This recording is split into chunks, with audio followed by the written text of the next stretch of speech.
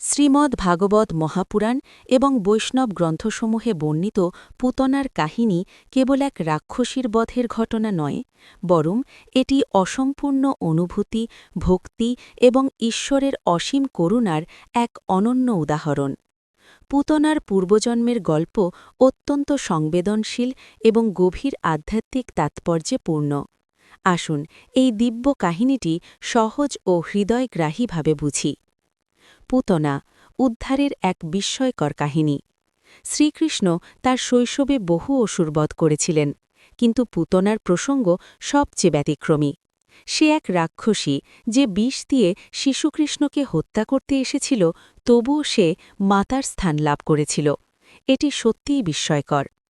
পূর্বজন্মের গল্প। পুতনা পূর্বজন্মে রাজা বলির কন্যা ছিলেন। তার নাম ছিল রত্নমালা। তিনি ছিলেন অত্যন্ত সুন্দরী, গুণবতী এবং সংস্কার সম্পন্ন রাজকন্যা। যখন বামন অবতার রূপে ভগবান বিষ্ণু রাজা বলির যজ্ঞে আগমন করেন, তখন রত্নমালা তার সেই মোহনীয় বাল্যরূপ দেখে মাতৃত্বের অনুভূতিতে ভরে ওঠেন। মনের দুটি অনুভূতি। মমতার অনুভূতি।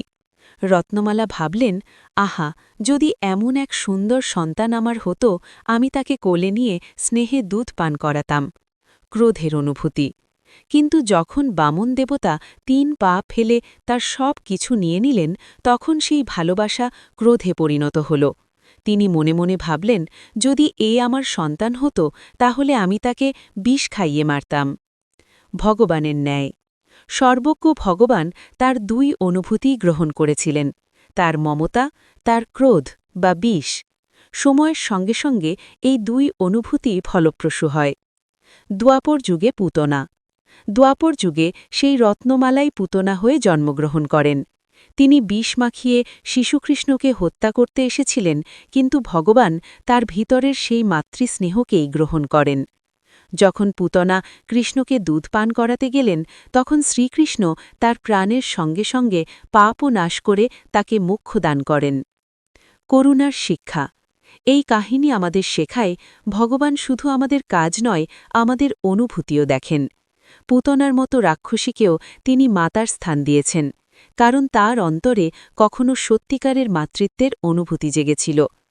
আপনি কি আগে এই কাহিনীর এই গভীর দিকটি শুনেছিলেন?